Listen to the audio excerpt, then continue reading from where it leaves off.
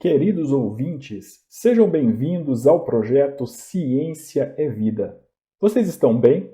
Espero que estejam todos bem e focados no seu crescimento pessoal e profissional.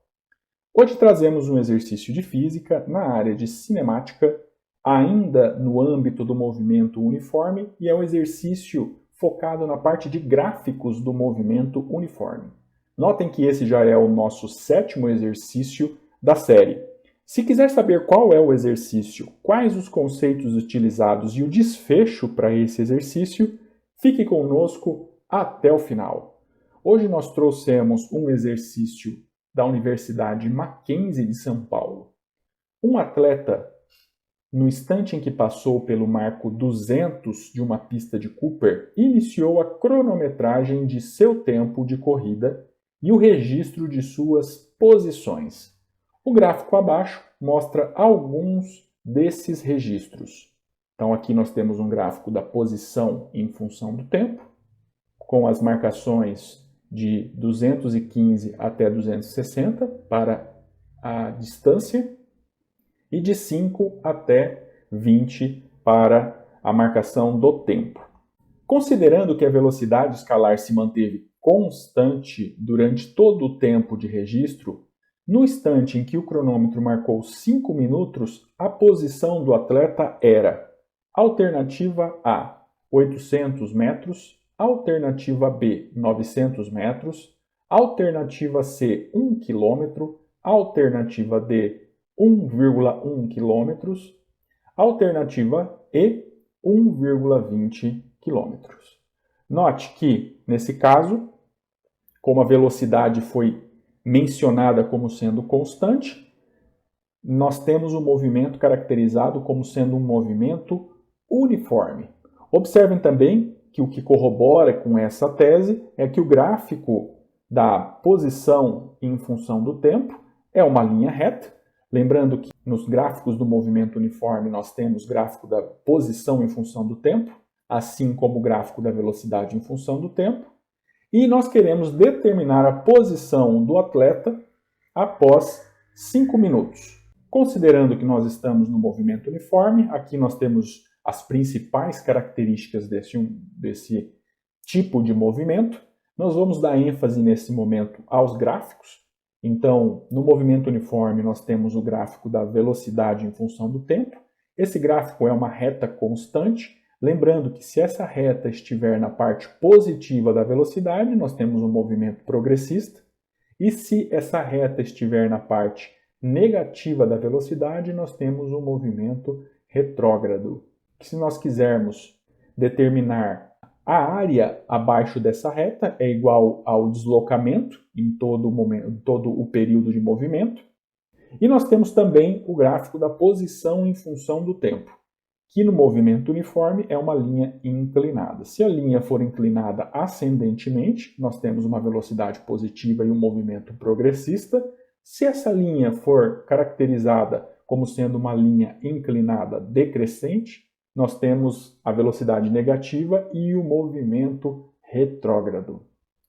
Retornando para o exercício, nós temos aqui as alternativas e o primeiro passo nesse caso é calcular a velocidade média do atleta. No movimento uniforme, essa é a equação que determina a velocidade, ou seja, a velocidade média dele é a posição final menos a posição inicial, dividido pelo tempo final menos o tempo inicial, ou simplesmente D sobre T. Aplicando os valores retirados do gráfico, nós temos que a posição final dele é 260, menos a posição inicial 215, dividido pelo tempo final 20 menos o tempo inicial 5.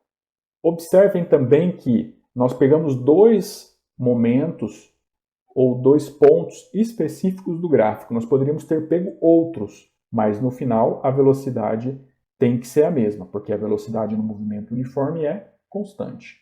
Então aqui nós temos que a velocidade média é igual a 45 dividido por 15, e 45 dividido por 15 é igual a 3 metros por segundo. Perfeito, então essa é a velocidade do atleta, 3 metros por segundo. mas lembrem que nós gostaríamos de determinar qual é a posição dele no instante de tempo igual a 5 minutos. Então, o próximo passo é transformar 5 minutos em segundos. Lembrando que cada minuto tem 60 segundos, então 5 minutos vezes 60 segundos é igual a 300 segundos. Logo, o que nós gostaríamos de determinar é a posição do atleta no instante de tempo igual a 300 segundos. Para determinar a posição de um atleta no movimento uniforme, nós temos a função horária. Então, a função horária, como nós já discorremos nos outros exercícios, a função horária do movimento uniforme é a posição, que é igual à posição inicial mais a velocidade vezes o tempo, mas nós precisamos calcular ou determinar a posição inicial do movimento. Retornando ao gráfico, observem que nós temos que a posição inicial do movimento é exatamente onde o gráfico intercepta o eixo da posição. No enunciado ele comenta também que essa posição é igual a 200, mas se vocês observarem, nós temos que cada espaço entre as posições tem uma variação de 15. Então, 215 para 230, nós temos uma variação de 15. 230 para 245, nós temos uma variação de 15, e assim sucessivamente. Então, 215 menos 15 é igual a 200. Então, nesse caso, a função horária do movimento uniforme ficaria que a posição é igual a 200, mais 3, que é a velocidade dele, vezes o tempo que eu gostaria de determinar a posição, que é igual a 300 segundos. A posição vai ser igual a 200, mais 3 vezes 300 é igual a 900, e assim nós encontramos que a posição do atleta no instante de tempo igual a 300 segundos é de 1.100 metros. Mas notem que nas alternativas nós não temos esse valor em metros, esse valor está em quilômetros. Então, para transformar metros para quilômetros, eu preciso dividir por 1.000. Então, 1.100 metros dividido por 1.000 é igual a 1,1 quilômetros, equivalente então na alternativa D. Muito bom, estimados ouvintes. Desejamos que o conhecimento que nós trouxemos hoje contribua para a sua jornada de vida. E se você gostou do conteúdo, compartilhe com seus amigos e professores. Até a próxima!